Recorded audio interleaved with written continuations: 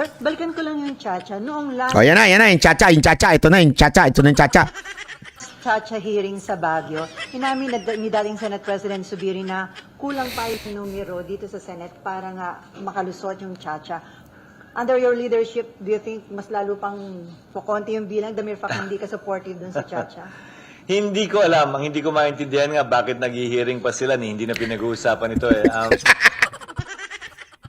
Hindi ko nga maintindihan ba't nag-hearing pa eh. Bakit ba pinag-uusapan to? Wala na rin mangyayari dyan.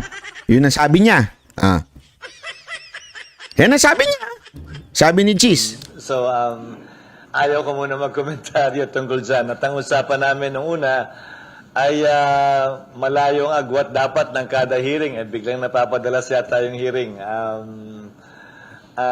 Pero sa ngayon, gaya ng sabi ko, pansamantalang pagpapaliban namin yan para isaayos kung sino ba talaga ang mamumuno niyan. This is a pending measure. So we have to decide one way or the other how to go about it. But my thrust right now, without consulting yet my colleagues in the Senate, would be to assign it to where it should be assigned. So hanggang kailan yung pagde-decide nyo tungkol dito? Di namin magagalaw yan. Wala kaming plenary session. We can't do it during recess. So sa resumption na. Yes. Okay, Nympha.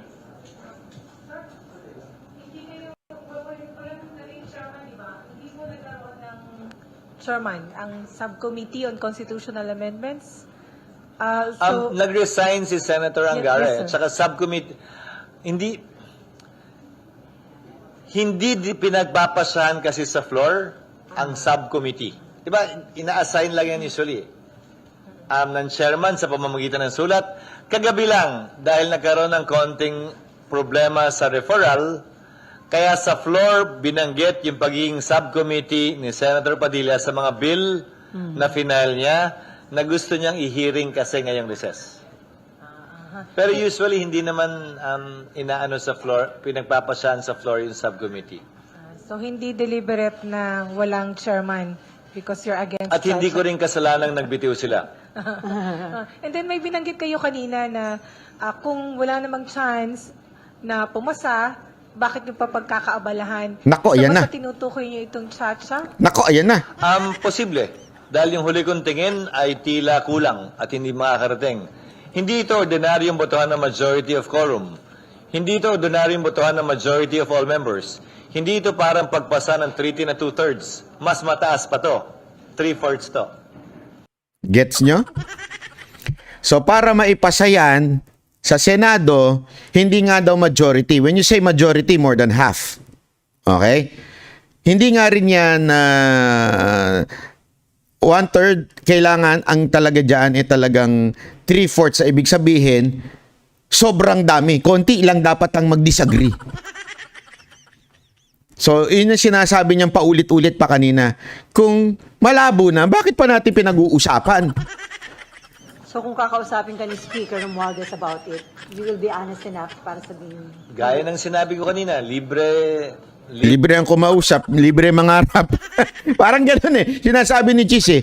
Libreng mangarap, walang problema. Libre naman yan. magsabi, basta libreng tumanggi pag hindi kaya. Mas mahirap mangako ng hindi naman kayang ibigay. Raising false hopes, I believe, is by far a bigger sin.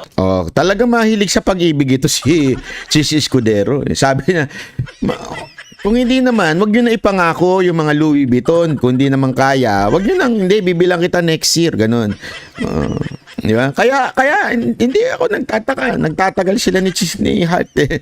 Hindi, joke lang. Ngayon eh. Or crime than simply just saying no if you really can.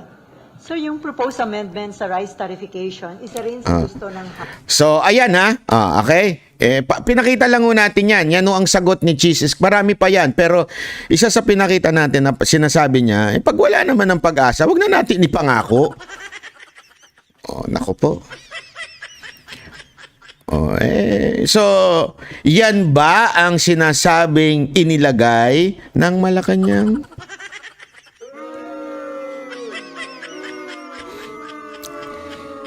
Una-una, hindi ko kilala to personal sa matter of fact, di ba? Pinunak ko pa nga ito, sabi ko bakit naka-ready na kaagad si Hart doon. Totoo naman. Pero tinatabla ko kasi yung idea na kaya inilagay yan si Chis Escudero diyan at tinanggal si Zubiri ay dahil magiging tuta ng Malacanang si Escudero. Hindi ko pinagtatanggol ang Malacanang dito. Kaya lang itinatama ko lang yung maling pananaw ng iba na kaya daw umalis si Zubiri ay dahil hindi siya sumunod. Yun ang pinapahiwatig niya sa publiko. Hindi ako sumunod sa Malacanang. Kaya ako tinanggal. Hindi ka tinanggal dahil hindi ka sumusunod sa Malacanang. Sumunod ka nga eh. Pinayagan nga ng grupo mo na madagdagan yung COMELEC ng 12 billion.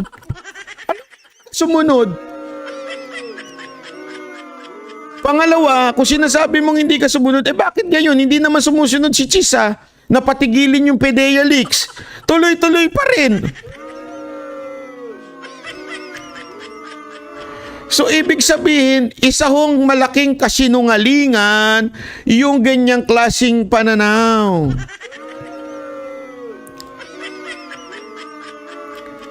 Diba?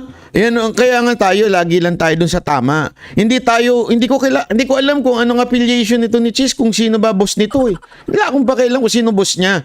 Kaya lang, sa ngayon, mali yung sinasabi ni Zubiri. Itama natin yun. Huwag tayong pumayag na magpaloko lang sa mga matatamis na mga sinasabi ng mga politiko. Tandaan ninyo, hindi naman mananalo yung mga yan kung hindi magaling magsalita yung mga yan. Magaling niya mga yan magsalita, magdrama, maraming kwento behind that.